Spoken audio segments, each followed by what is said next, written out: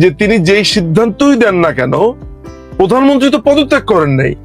তো প্রধানমন্ত্রী যদি পদত্যাগ না করেন, তাহলে প্রধানমন্ত্রীর পদত্যাগের প্রশ্নে প্রধানমন্ত্রীর পদত্যাগ না করলে আর কোনো সিদ্ধান্ত অ্যাপিলেট ডিভিশন নিতে পারবে না। এই যে জুলাই ঘোষণাপত্র আসলে, এই ঘোষণাপত্র দিয়ে করবেটা কি? মানে জিয়াউর রহমান এই বঙ্গবন্ধু খুনিদের ইন্ডেমনিটি দিছিল না, এরকম তো অনেক করতে দেখলাম বঙ্গবন্ধুর খুনিদের বিচার তো হয়েছে। আসাদ ভাই, আমি আপনাকে সহজ ভাষাতে আইনি ব্যাপারটা বুঝাবো না, ঠিক আছে? মানে আপনি জাস্ট এইটা মাথায় রাখবেন, তাহলে বুঝবেন। ফার্স্ট অফ অল, এই যে অন্তর্বর্তীকালীন সরকার বলে যাদেরকে বলা হচ্ছে, আমাদের সংবিধানে তাদের কোনো স্বীকৃতি নাই। আমাদের সংবিধানের 106 নম্বর ধারাতে একটা কথা বলা আছে যে এমন সিচুয়েশন যদি আসে, যেই সিচুয়েশন ধরেন কি উপায় অন্তর খুঁজে পাওয়া যাচ্ছে না, তখন রাষ্ট্রপতি এটা জানতে চাইতে পারেন প্রধান বিচারপতির কাছে।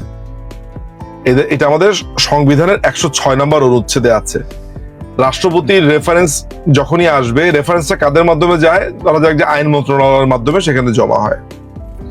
এখন এই যে রাষ্ট্রপতি রেফারেন্সটা চাইলেন, রাষ্ট্রপতির রেফারেন্সটাতেই প্রধান বিচারপতি তার একটা মতামত দিবেন, কিংবা কিভাবে দিবেন, তার ফুল বেঞ্চ শুনবেন, আইনজীবীরা তাদের স্টেটমেন্ট দিবেন, এবং সেভাবেই তখন তারা সিদ্ধান্ত দিতে পারবে। কিন্তু প্রশ্ন থেকে যায় যে তিনি যেই সিদ্ধান্তই দেন না কেন, প্রধানমন্ত্রী তো পদত্যাগ করেন নাই। তো প্রধানমন্ত্রী যদি পদত্যাগ না করেন, তাহলে প্রধানমন্ত্রীর পদত্যাগের প্রশ্নে প্রধানমন্ত্রীর পদত্যাগ না করলে আর কোনো সিদ্ধান্ত অ্যাপিলেট ডিভিশন নিতে পারবে না। ফলে ওরা 106 অনুচ্ছেদ বলে তারা বলেছে যে অন্তর্বর্তীকালীন সরকার হইতে পারে। আচ্ছা, ভালো কথা। পরবর্তী সময় যখন মহসিন রশিদ নামে এক ভদ্রলোক, তিনি কোর্টে গিয়ে বলছে যে তোমরা যে 106 নম্বর অনুচ্ছেদের আন্ডারে এই অন্তর্বর্তীকালীন সরকারকে তোমরা রেডি করলা, আমার সেসব নথিপত্র দেখা লাগবে, তোমরা কিভাবে এটা আদালত থেকে এটা করছো আমাকে দেখাও।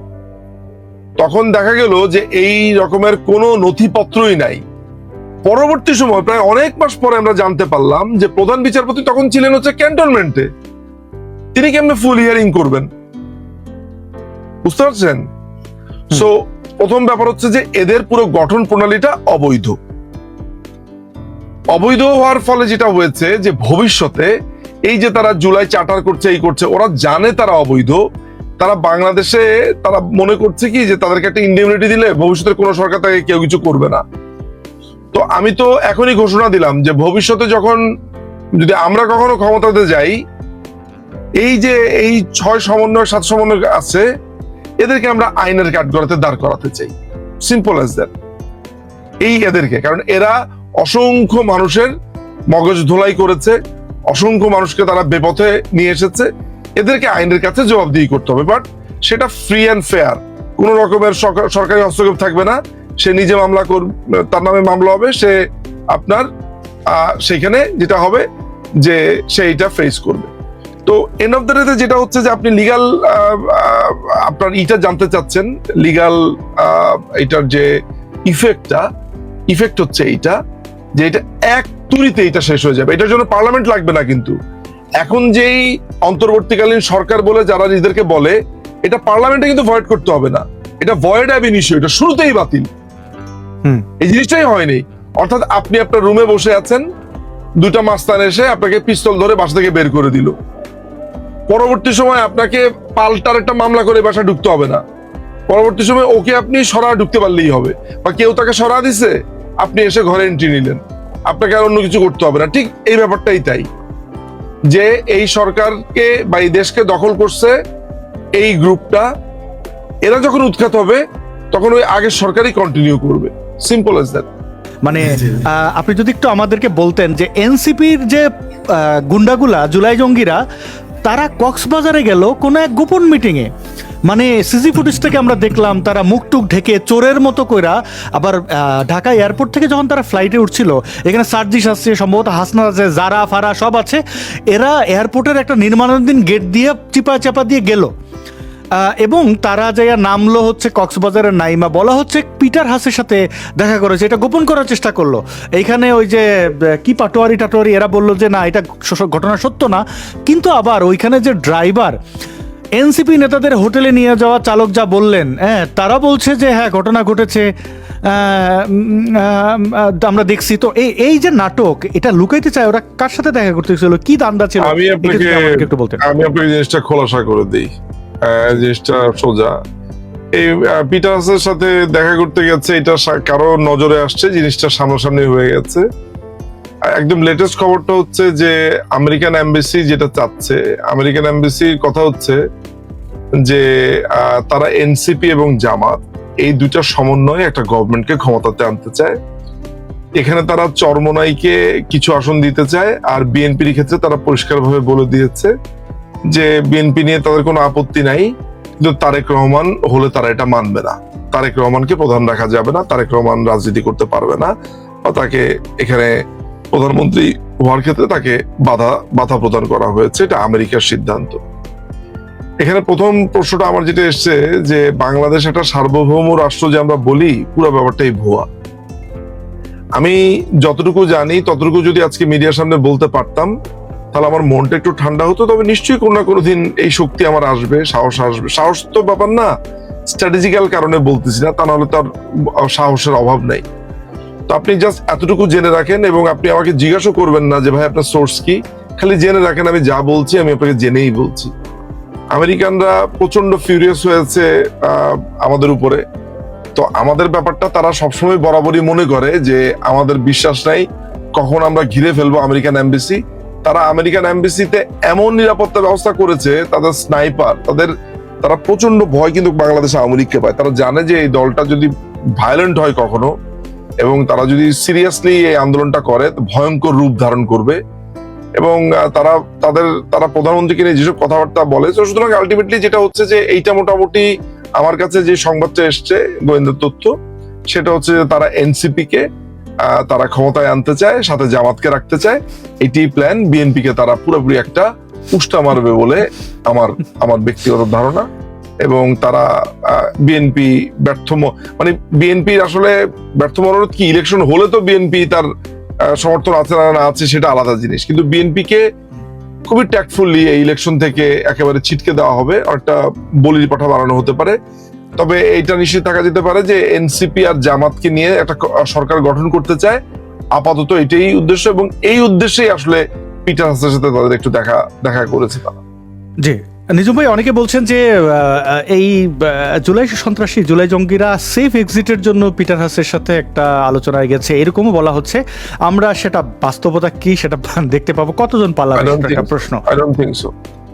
ওকে, দেখা যাক। নিজুম ভাই, আমি আপনার শারীরিক অবস্থা বুঝতে পারছি। যেদিন গোপালগঞ্জে এই গণহত্যা চালানো হয়েছিল সেদিন আমি রাতে ঘুমাইনি, দিনে ঘুমাইনি, মানে 24 ঘন্টা আমি বুঝতে পারছিলাম যে কিভাবে মাথার মধ্যে ভোগ করছিল। আপনি অক্লান্ত, এই লাইভের আগে আরেকটা লাইভে আপনি ছিলেন, এর আগে একটা, মানে এই অক্লান্ত পরিশ্রম এবং পর্যবেক্ষণের জন্য আপনার কাছে কৃতজ্ঞতা। আওয়ামী লীগ আপনাকে মনে রাখবে কিনা আমি জানি না, কিন্তু আওয়ামী লীগ ক্ষমতা থাকা অবস্থায় আপনি ছাড়া আর খুব একটা মানুষকে ভোকাল দেখি নাই। এখন যদিও অনেকে প্রবাসে গিয়ে বিভিন্ন ধরনের, আমি সেই বিতর্কে যাচ্ছি না, কিন্তু তৃণমূলের মানুষরা যেন মনে রাখেন এইটা মানে আমি একজন অ্যাক্টিভিস্ট হিসাবে আমি এই অনুরোধটুকু করি যে সবার যার যার মর্যাদা যেন সে দেয়। আমি আপনাকে একটা কথা বলতে পারি, সেটা হচ্ছে যে এই জায়গাতে আমি আপনার একটা কথা বলবো, সেটা হচ্ছে যে আমার জীবনের যা কিছু পাওয়ার সেটা আমার পাওয়া হয়ে গেছে। সেটা হচ্ছে যে বঙ্গবন্ধু কন্যা আমাকে যে স্নেহ দিয়েছেন, আমার প্রতি তার যে স্নেহ, যে মমতা তিনি আমার প্রতি দেখিয়েছেন, আমার জীবনের সমস্ত কিছু পাওয়া হয়ে গেছে। আমার আর কোনো কিছু পাওয়ার বাকি নেই। এটার সাথে আমার সাথে যোগ হয়েছে তৃণমূলের ভালোবাসা। আমি আপনাকে বলে বুঝাতে পারবো না যে বাংলাদেশের তৃণমূলের আওয়ামী লীগ আমাকে যে শ্রদ্ধার ভালোবাসাটা দেখিয়েছে, আমি তাদের কাছে চিরকৃতজ্ঞ। এবং আমি আমার যতদূর ক্ষমতা আছে, অনেকেই ভাবে যে নিজুম ভাই অনেকে অনেক ধরনের কথাবার্তা বলে না, পলিটিক্যালি অনেক ধরনের।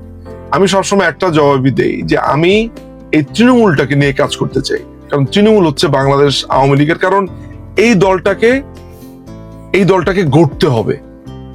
এই দলটাকে, যেমন বঙ্গবন্ধু নামা নাই খাওয়া নাই, তার একটা যৌবন পার করেছেন দলটাকে গড়ার জন্য।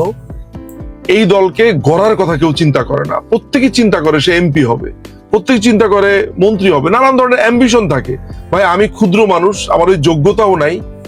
আমি শুধু একটা কথা চিন্তা করি, সেটা হচ্ছে যে বাংলাদেশ আওয়ামী লীগের তৃণমূলকে শক্তিশালী না করলে, কারণ বাংলাদেশ আওয়ামী লীগকে চিন্তা করতে হবে, কারণ আমরা এইবার যখন ক্ষমতাতে আসব এই নেক্সট আমরা যখন ক্ষমতাতে আসবো, এবং সেটা খুব শীঘ্রই, তখন কিন্তু আমাদেরকে ওইভাবেই থাকতে হবে যে বাংলাদেশের মানুষের আস্থা এবং ভরসা হয়ে। আমি বারবার বলেছি যে এই দলটা আর বুর্জোয়াদের হাবে পরিণত হবে না। এটা হবে প্রপারলি একটা শোষিতের দল। এইটা হবে হচ্ছে বাংলাদেশের প্রত্যেকটা মানুষকে সে রিপ্রেজেন্ট করবে, কিন্তু এই দলটাতে যেন সর্বহারারা কানেক্ট করতে পারে, যে যার কিছু নাই সে যাতে কানেক্ট করতে পারে, এটা ওর দল। আজকে রিক্সাওয়ালা মুটে মজুররা যখন কাঁদতেছে যে এইটা আমরা কি করলাম, তখন বুঝতে হবে যে এই দলটা কাদের দল। আপনি আমার কথা বুঝতে পেরেছেন? সো আমি এই ভাইবটা দিতে চাই। আর বাংলাদেশ আওয়ামী লীগ আমি যেভাবে চাই, আমি বলেই হচ্ছে আপনাকে এর আগের একটা প্রোগ্রামে, যে আমরা ম্যাজিকের মতো আসতে চাই, আমরা একটা ম্যাজিক্যাল দল হতে চাই। আমরা ডিজিটাল বাংলাদেশ করার চেষ্টা করেছি, কতদূর পেরেছি সেটা জনগণ বিচার করবে। আমরা ম্যাজিক্যাল আওয়ামী লীগ এবং ম্যাজিক্যাল বাংলাদেশ করব। যেই একটা বাংলাদেশে একটা ভালো রিসার্চ ইউনিভার্সিটি নাই, যেখানে কোনো রিসার্চ হয় না। আমি পৃথিবীর বিভিন্ন দেশে গেছি, এটা রিসার্চের উপরে বেস করে টপ ইউনিভার্সিটি। আমার দেশে কোনো রিসার্চ হয় না। আমার মাকে ক্যান্সারের ট্রিটমেন্ট করতে নিয়ে গেছি চেন্নাইতে, টাকা সব দিয়ে এসছি আমি ইন্ডিয়াতে। Why not in Bangladesh? So এগুলো আমাকে স্টাক করেছে। আমার জীবন অভিজ্ঞতা অনেকটা স্লামডগ মিলিয়নিয়ার মুভিটার মতো জীবন অভিজ্ঞতা আমাকে ঋদ্ধ করেছে। জানি না আসাদ ভাই আপনাকে জিনিসটা কেমন শোনা যাবে। এই যে আপনি আমার পেছনের বইপত্রগুলো দেখেন, আমি এই 20 বছর নিজেকে প্রস্তুত করেছি। এই গত 20 বছর, 21 বছর, 22 বছর আমি টানা নিজেকে প্রস্তুত করেছি। এইভাবে প্রস্তুত করেছি যে এই দেশটা, এই দলটা, এই মানুষগুলোর জন্য আমার কাজটা হচ্ছে জ্ঞান বিতরণ করা। কেউ তো বলে না লাইব্রেরি করার কথা, কেউ তো বলে না জ্ঞান চর্চার কথা। আজকে মূল জায়গাটাই হচ্ছে জ্ঞানের চর্চা। তা না হলে তো এই জ্ঞানটা হতো না। কতজন মানুষ এই কোটার রায়টা পড়েছে হাইকোর্টের, ওইটা পড়লেই তো তার হয়ে যেত। আরে ওইখানে তো ক্লিয়ারলি বলে দিয়েছে যে গভর্নমেন্ট এটাকে সেট করতে পারবে। গভর্নমেন্ট কিছু বুঝে ওঠার আগেই এই আমেরিকান প্ল্যানে যা হওয়ার হয়ে গেল। আলটিমেটলি এগুলো আমাদের দুর্ভাগ্য। ফলে this is what I want to do, Noor ভাই। এবং আপনার যে প্রশ্নের উত্তর আমি বলেছি যে বঙ্গবন্ধু কন্যার কাছ থেকে আমি যে ভালোবাসা আর যে মমতা পেয়েছি, এবং তিনি সিম্পলি একটা মাদারলি ক্যারেক্টার। আমার জীবন অভিজ্ঞতা দিয়ে আপনাকে আমি কথাটা বললাম। ঠিক আছে, অনেক ছোট জেস্টার। জি বলুন। যে আপনার সাথে খুব একমত হয়ে বলি যে বাংলাদেশের সুশিক্ষার খুব অভাব। আপনি একজন ব্যারিস্টার, আপনি আইনি পেশায় রয়েছেন। আপনি চিন্তা করেন তো, বাংলাদেশের সুপ্রিম কোর্টের একজন আইনজীবী এবং কি এই সরকারের একজন পোস্টার বয়, সে বলছে নো ট্রিটমেন্ট নো রিলিজ, মানে হচ্ছে যে শেখ হাসিনা কারো ট্রিটমেন্ট করতে দেয়নি। এই সুশিক্ষা থাকলে পরে এত বড় আহম্মক আমরা পাইতাম? আপনি চিন্তা করেন কি পরিমাণ মূর্খ। তাজুলের যেটা হয়েছে যে মানে আমি আসলে টু বি অনেস্ট আসলে আমরা ছোটবেলায় একটা কথা শুনতাম যে শিয়াল টাইপের, মানে খুবই শ্রুড। তাজুল কিন্তু খুবই ভয়ঙ্কর রকমের সিরাজুস সালিহিনের সদস্য ছিল। অর্থাৎ ওই যে রক কাটা না, হচ্ছে মৃত্যুঞ্জয় ভয়ঙ্কর। তো এর নামে কিন্তু একটা মার্ডার কেস ছিল 1998-এ রাজশাহীতে। ও তো রাজশাহী ইউনিভার্সিটিতে পড়েছে। এই ছেলেটা আপনার, আমি তো তার সাথে এর আগেও টকশো করেছি। আসলে তাকে ব্যক্তি মানুষ হিসেবে কেমন সেইটা আমার সুযোগ হয়নি, কিন্তু আমার কাছে মনে হয়েছে ওর জীবনটা নষ্ট করেছে আসলে জামাত। তা না হলে কিন্তু ও পড়ালেখাও করেছে, ও আইনটা পড়েছে, আইনটা প্র্যাকটিস হয়তো বা করতে পারতো। আজকে তাকে বেসিক একটা ইংরেজির মানে সে বোঝে নাই, না বুঝতে পারে। অনেকে ইংরেজি আমাদের মাতৃভাষা না, কিন্তু এইটাকে নিয়ে সে সংবাদ সম্মেলনে হাসিনাকে দোষী করা, মানে এই এত বড় মূর্খ। মানে এই জন্য তো মূর্খতাটা, আপনি এটা একটা ভালো কথা বলেছেন যে কিছু না জানা অপরাধ না, কিন্তু না জানাটা যখন আপনার আবার খুবই দায়িত্ব নিয়ে বলছে, সেটা অপরাধ।